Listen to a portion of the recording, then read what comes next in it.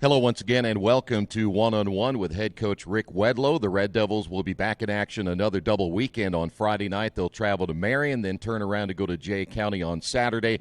Red Devils split this past weekend, losing to a very, very good North Central team on Friday, and then they beat Indianapolis Marshall on Saturday. Coach Wedlow picking up his first win as a high school head coach at the varsity level. You've got a lot of them at the other levels, but it had to feel pretty good to get that first one at the varsity level. Absolutely. I was very proud of our guys. I think they came out and got the monkey off our back, and they worked hard. And obviously, Indy Marshall was down a little bit, but we came out and executed our game plan. We did a nice job defensively. We scored off our turnovers. We rebounded the ball a lot better, and we shot the ball pretty well from the floor. So it was a good night. You ever look at that number one and then you think about all the coaches that have won 300-400 games and go, man, that's a long time to win all those. Absolutely. It's either a long time or some really, really good teams. Yeah. However, the Lord has blessed me with this opportunity to get the first one. I hope he continues to bless me, and I continue to use those blessings and, develop our guys and find a way to get more wins. Let's go back to Friday. It was a very good North Central team. You knew that coming in with Chris Wilkes at 6'8", and you made a good comment. That's a kid that's going to be in the NBA one of these days, no doubt about it. But they had some other guys who were pretty darn good too, didn't they? Absolutely. I mean, they're just so deep. Yeah. They're athletic.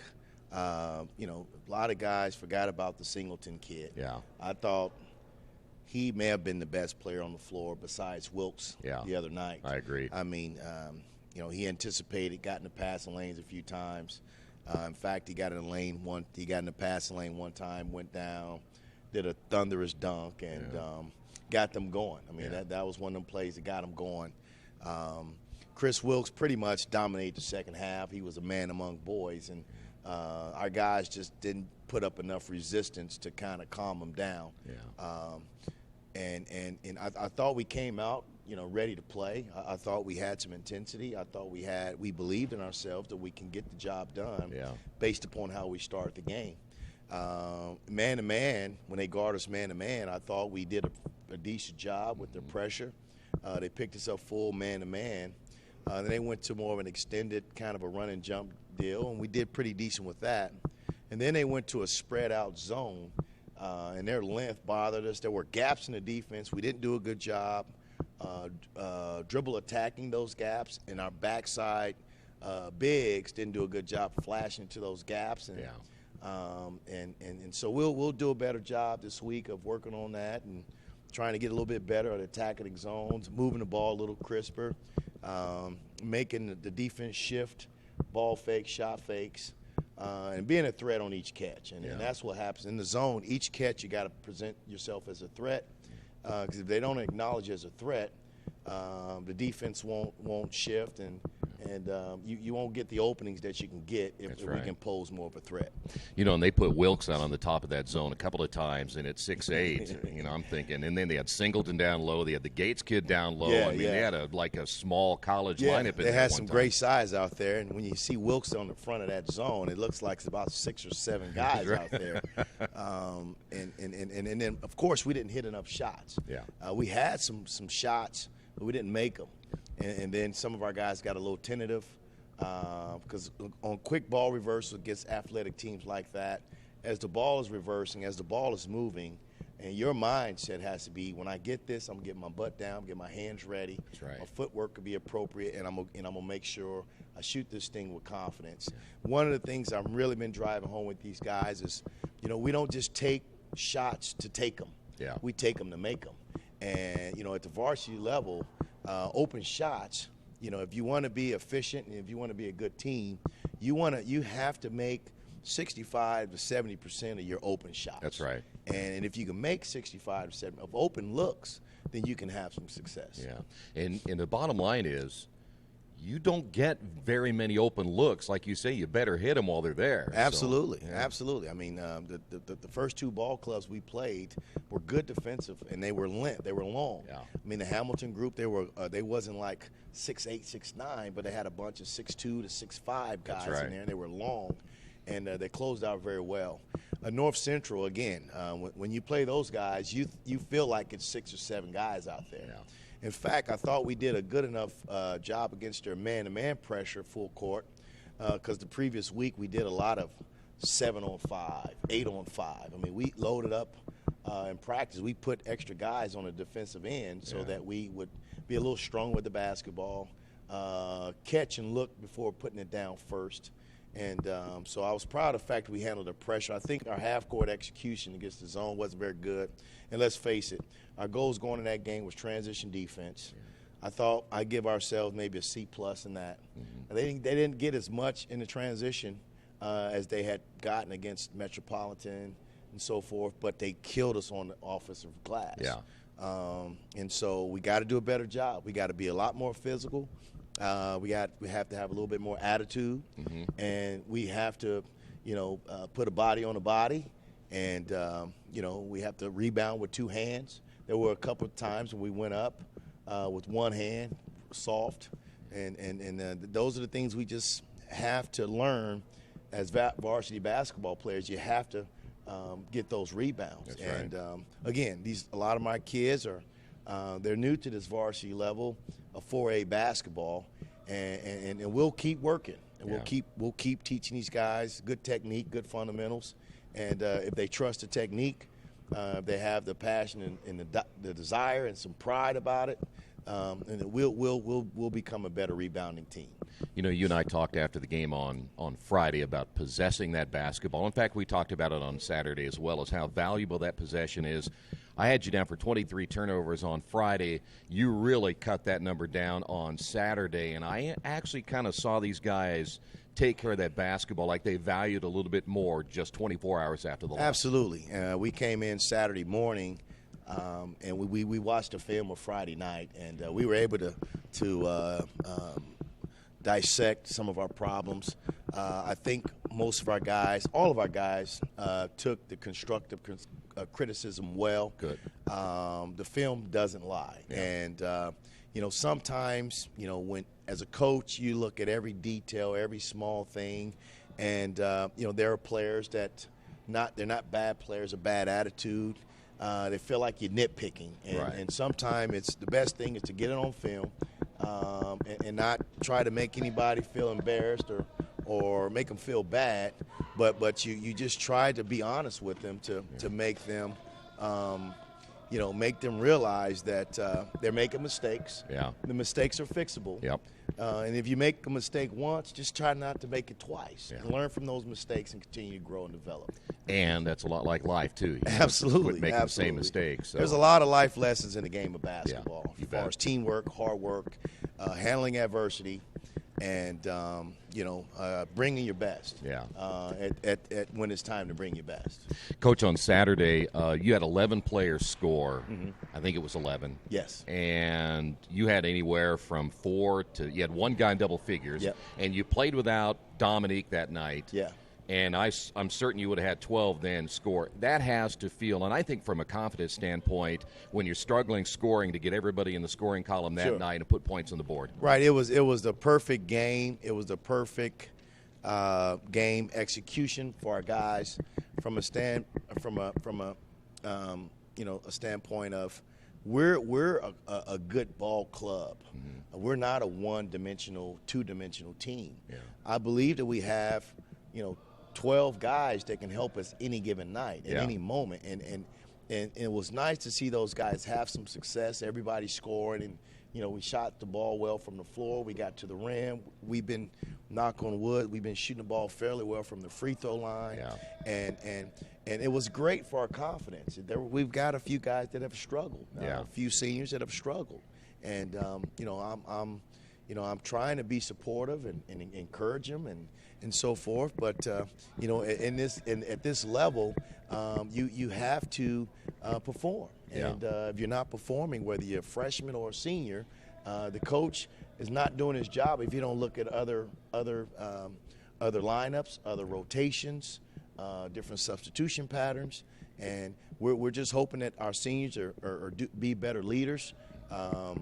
And just continue to grind it out, and just keep hitting that nail. If you keep hitting that nail, it'll go down, and good things will start happening. So I don't want these guys to get down on themselves. I know they want it, and I know we've had some tough times here early where some guys can be questioning, what they're doing, and I just hope they're not questioning what I'm doing. But it's part of it. It's a part of the emotional roller coaster ride when you're going through some tough times. I tell our guys, just keep trusting one another, keep playing for one another, trust the coaches, trust your teammates, and just keep putting it all out on the line, because we're going to go through some growing pains. There'll be more tough times, and the team that sticks together through those good and bad times will be the team that prevail at the end when it really, really matters come tournament time. Yeah, these are all tests. Absolutely. Leading up to that final big test at the end of the year. So I hope people keep that in mind, Absolutely. too. So. Absolutely. And the players do, too, I'm sure, don't right. they? Yeah. Because, we talk about laying a foundation. And the foundation comes from the work we put in June.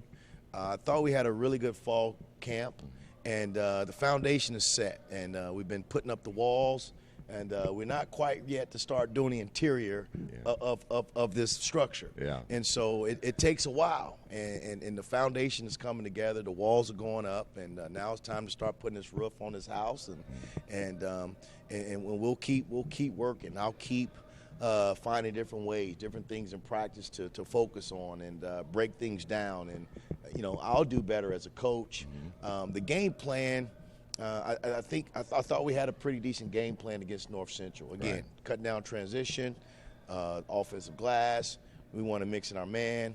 I thought at a couple of times our press didn't do bad against them. I thought we I won't say stifled them, but we slowed them down. We slowed up their tempo, and we'll have to do a better job of mixing up defenses. We don't have the athleticism and the strength that we've had the last few years from the perimeter perspective, as far as we could just let Isaiah and Joel and those guys go, and we can trap and run and jump and let those guys go. And now we'll have to be a little bit more structured and a little bit more deliberate. But, coming up this week, we have a formidable ball club in Marion. They're a talented team. And this week is going to be important. We have a good week of preparation. It's going to be important that we put a good game plan in place. Starting today, we'll start installing. They have a 1-3-1 zone, so we're going to have to look at different ways to attack the 1-3-1 zone. And when they go man, they'll run and jump some. And, they have some talented guys. They have a couple Division I caliber players, and Reggie Jones. And VJ Blackman, and they've got the Tim Level kid, who's he's a young kid, but he led him in scoring the other night against Lawrence North. He scored 28 points, shot the ball very well, 10 for 16, and from the field. And they've got a couple other guys that can go. And so, we're really going to have to be ready to fight. I mean, we've laid the wood to them. I won't say lay the wood, but we've had some really good games against them the last few years. We've come out with the victory, and I know they'll be gunning to try to turn that around a little bit. Yeah, they remember that. Absolutely. Especially when they're at home. I remember especially when, James Blackman was in here. I mean, we had about 7,000, close to 8,000 fans in here, and it hadn't been like that in a long time. Yeah. And so we had a good crowd last year as well. And, fortunately for us, we found a way to get those wins. I've talked to James Blackman, the coach. Over the summer, our sons crossed paths in AAU. And, he's a good guy, man. And I remember as a young guy watching him play, and I was a big fan of him. And I respect him as a coach and as a person. And, it's nice that in our conference, the NCC conference, you have James, myself, Coach Hollowell at Muncie, a couple African-American coaches, the same conference.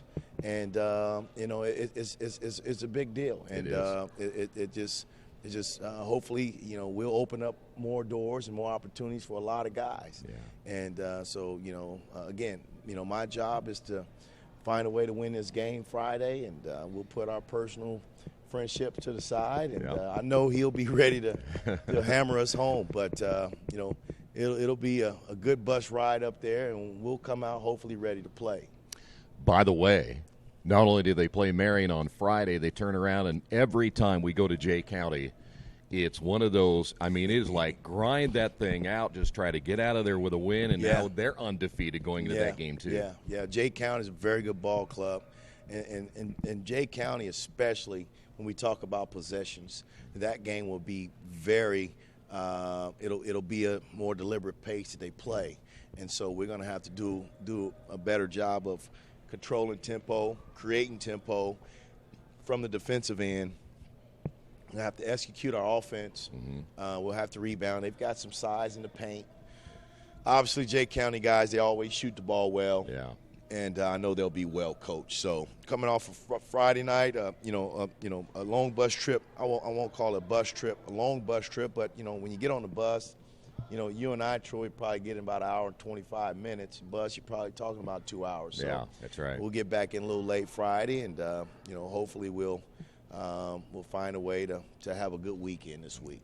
By the way, before I let you go today, and for those of you might tell everybody this broadcast is archived, and a lot of people can't see it during the day, but you can see it at some other point. But I got to ask you about that Jay County basketball trip, just from a standpoint of your players, knowing you go up-tempo Friday night, a very, very tough place to play in Marion, and you're probably going to get up and down the floor a lot. Then you got to really back that thing off, or at least they want you to back off. How difficult is that as a player to go from that tempo to that tempo in 24 hours? Well, if you really want to be a quality ball club, I think you have to be able to play different styles. Yeah. Our success in the past was that we can get up and down the floor, but I thought we executed very well in half-court situations. Yeah. And so come tournament time, you don't play up and down because, you have some instances you have media timeouts. Yep.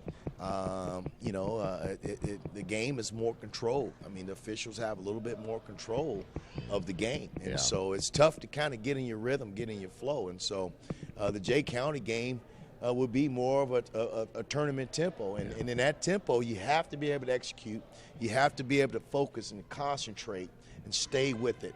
And that's why communication and talking and sticking together and everybody defensively being on a string. I'll have to do a good job of communicating during dead ball situations, especially at free throws. Make sure I'm communicating with my guards and making sure they communicate with their teammates so that we can have some offensive flow. But it's going to be critical that we take good shots, take care of the basketball, not rush, and just kind of, keep trying to create our style. I don't know what style we are right now. But I think as we play, I say after about 10 games, I'll have a better idea of rotations. I'll have a better idea of what our starting lineup. I still really don't know what our starting lineup is. And the key to good teams is that you usually want to go into the start of the season with a starting five. Usually, this is my five. And right now, with Dominique being injured, we gave Evan a look the first game. But Evan, we got to get his confidence back right because he has to be the guy that spreads the floor, one of the guys that spreads the floor. I think Evan can help us coming off the bench, giving us some instant offense, being a threat. And so I thought Friday night, this weekend, I thought Colin Carter gave us some quality minutes. I thought A.J. Ferguson gave me some good minutes, and those are juniors, which is good. Because I got to mix in these young guys, too. I thought Christian Harvey gave me some great minutes. Trey Griffin shot the ball pretty well. And so I got a mixture of juniors and seniors. We have to figure out the right mix, and we'll figure it out. But these guys are great kids. They're positive. They're taking everything in stride. And as we go, we'll continue to get better. And, we're just determined to make sure that we're playing the right way, we're being tough, and, we're giving ourselves the chance to be in the game. So at the end of the game, we can learn from those tight game situations as far as finding a way to get some wins. Not a bad problem to have when you got those guys now starting to not only come off that bench. Now you're developing a lot of depth, and they're challenging those Absolutely, starters. and that's what they're supposed to do. I tell them every day, don't wait. Yeah. Don't wait the next year. Yeah. Get it now. If you're better, if you're able to take some minutes, if you're able to take the spot, take the spot. Yeah. I mean, everything is earned. I'm a new coach. Nothing is given. Yep. I plan on being here a long time, and so I'm not going to give anybody anything. I'm loyal to my seniors. I want to give them every opportunity because I want them to go out with a bang. I want it to be a great experience for them. But at the end of the day, Coach Wedlow will get judged on wins and losses. Richmond Red Devils will get judged on wins and losses, and we nothing personal. It's all about winning, and so we'll continue to look for the right combinations and the right lineups and the right groups to play together, and that'll give ourselves the best chance to have some success. All right, Coach, thank you. We'll see you next week, okay? Thank you very much. Want to remind everybody both Friday and Saturday's games right here on Radio Troy Digital Sports.